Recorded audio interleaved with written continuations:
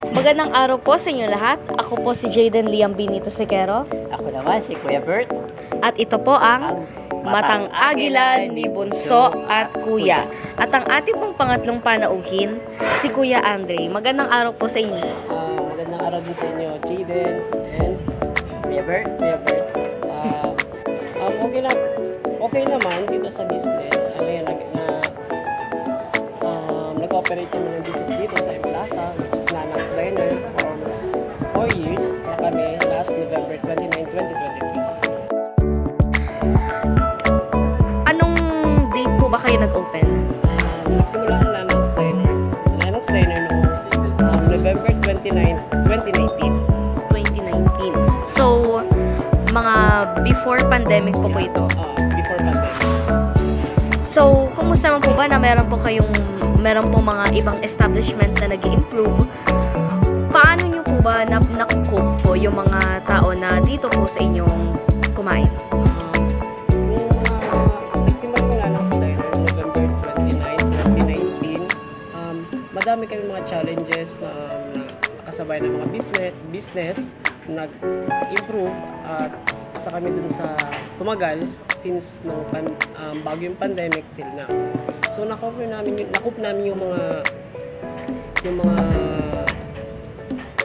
pagkakataon ng mga business nag-i-improve at nakipagsabayan kami, which is yung mga original namin sa pagdating sa mga pagkain, yung mga signature namin pagdating sa pagkain, tapos yung mas na-improve pa namin yung mga lasa ng mga gusto ng mga customer.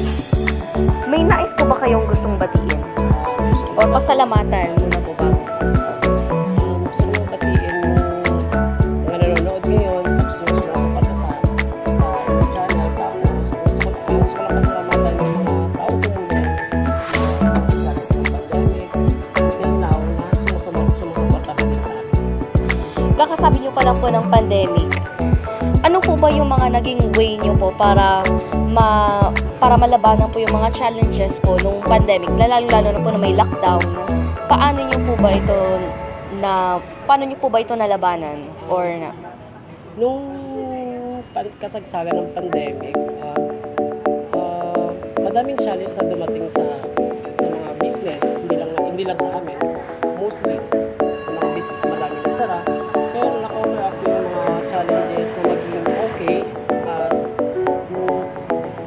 madaming nagsilabasan ng mga bagong strategy pagdating sa malaki ng bahay, which is yung mga delivery riders, pick up, tapos pagdating naman sa mga problem, sinusunod namin ng mas maaga.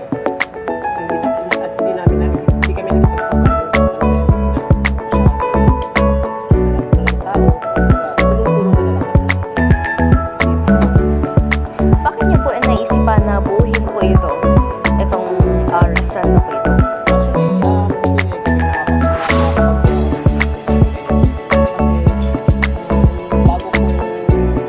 Bago ako nagkaroon ng business, nag-start ako sa employee. Pinagtrabahuan, ang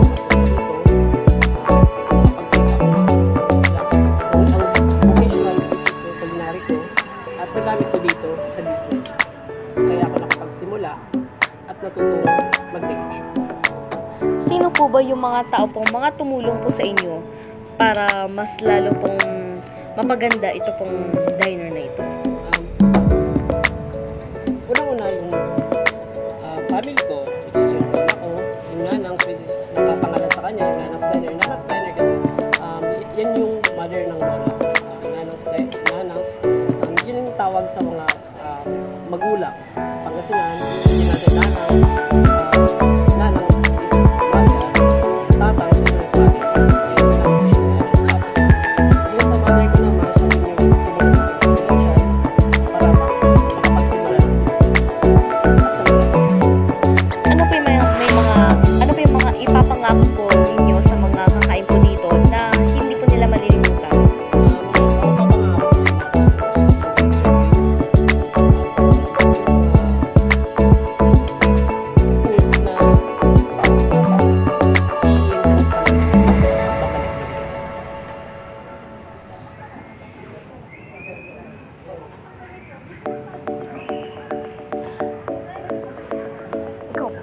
may gusto ka po man tanungin? Ako, hindi na ako magtatanong dahil kilala ko ang papa niya na isa rin mabuting agila. Kasamahan ko sa Eagle. Kung kayo pong ang tatanungin, ano po ba yung mga gagawin niyo pong innovations para po mas lalo pa po ito mapaganda? Siguro sa innovation, i-preserve ko siguro yung kung ano yung originality ng Nanas. Kasi doon kami nagsimula. Yun din yung nagustuhan ko sa akin. Para yun din maging trademark namin pagdating sa customer. Babalik-balikan na nila na walang pagbabago yung hinahanap. Kung ito po yung restaurant na po ito ay mag-expand, sa tingin niyo po ba is mas magiging open po kayo para sa mga bago pong mga kung baga po magbabagong franchise, open po ba kayo doon? Oo naman. Wala akong makaso. Siguro may mga dapat pa akong matutunan. Para pag kung gusto ko pang mag-expand ng mga business, wala namang problema.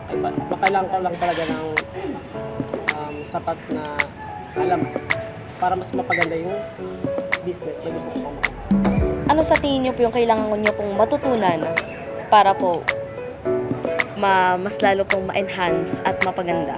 Siguro yung mga related talaga sa business. Kasi alam ko, di pa sapat yung mga nalalaman ko pagdating sa business. Siguro may mga dapat pa akong matutunan. Siguro matutunan ko, na-encounter ko na yun habang tumatagal. So, sinabi niyo rin po kanina po yung tungkol po sa education po. Ano po ba yung mga educational background po ninyo? Graduate ako ng senior high, ABM, Administration Business Management, and nag-vocational ako ng culinary, sa culinary course. So, sa tingin niyo po ba yung culinary po na pag-aaralan po ninyo is makakatulong po dito sa Nanang Steiner? Oo. Yun lang din yung ina-expect ko bago ako mapunta dito. Na yung mga natutunan ko sa pag-aaral ko sa vocational is magagamit ko pa din dito sa business. Hindi lang sa business, kahit saan. Kasi pagluluto, dapat sa lahat, alam mo, marunong ka magluto, bahay din, kahit sa labas, kasi kahit sa abroad, magagamit ko din yun. Ano po sa tingin niyo po yung mga sa tingin niyo po mga pagsubok pa na pwede niyo pong pagdaanan in the future? Siguro di ko pa masabi sa ngayon. Pero sa ngayon, ang pagsubok na pinagdadaanan ko ngayon, yung mga inflation, di lang naman ako, pati sa lahat. Siyempre sa inflation, Lahat pa nabibiktima. lahat naman na nagdadaanan yan. Siguro, yun din yung main problem na inflation. Kasi masyado na-apektuhan yung mga business na yun.